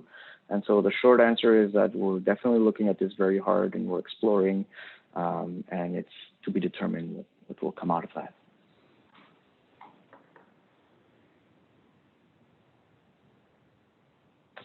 I see a question in the QA panel about rigid bodies and flip. So the short answer is, once again, it's definitely something that we're looking at. You could already kind of do a pseudo rigid body simulation with NPM, but I know it's nowhere near the real thing. So yes, we do intend to definitely explore that option. The flip solver that we had for the old Bifrost liquids is also something that we've done some extensive research on and see what it could mean to bring it into Bifrost, and even if we can make it better than it was already.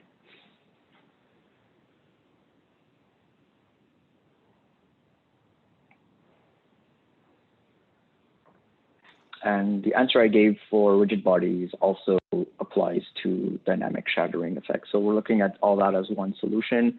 So having the ability to shatter stuff and then simulate it as rigid bodies is something that we want to explore as one continuous workflow. So we're just going to be looking at all of that at some point.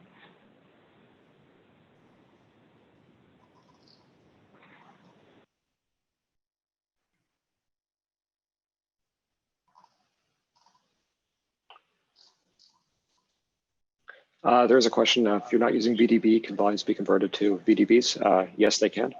We can write out VDB files and we can read them in as well with properties, including VDB points. Like VDB is a nice efficient representation of point clouds where, I don't know exactly how it works. I think they store the points in the voxels to kind of accelerate it that way, but we support that as well. Yeah, and when you read in a VDB volume, VDB uses powers of 5 in their structure, but you can keep that or you can change it to powers of 2 if you want to leverage some of the adaptivity stuff that I showed. Cool. Maybe we get time for one more, and then we'll hand it over to Jen.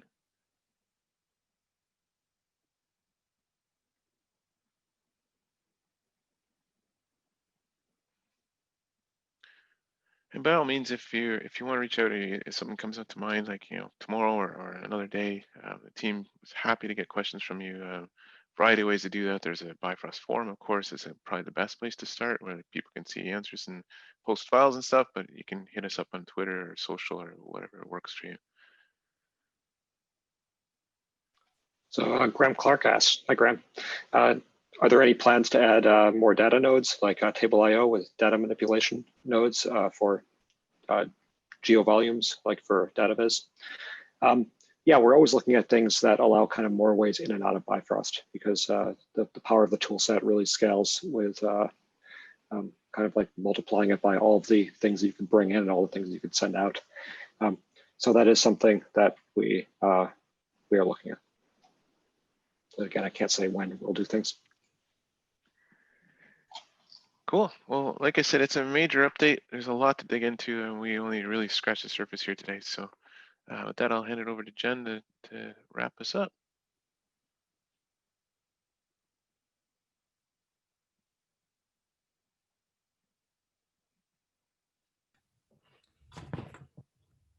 Thanks, CJ.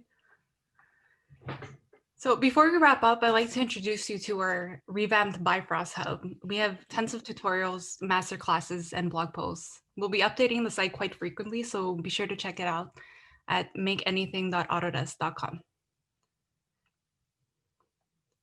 I also have a special message for all you new grads and freelancers out there. This past August, we launched Maya for indie users, a more affordable option for those who are working on a tighter budget. There are some requirements to be eligible for this offer. You can find all the details at the link on screen. Thank you all for taking the time out of your busy day to geek out with us. We hope you enjoyed the webinar and invite you to follow us on Facebook and Twitter, where we'll post the webinar shortly.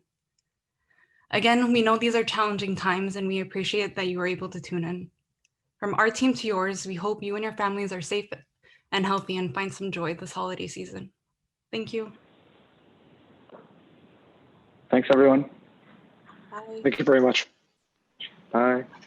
Bye. Happy holiday.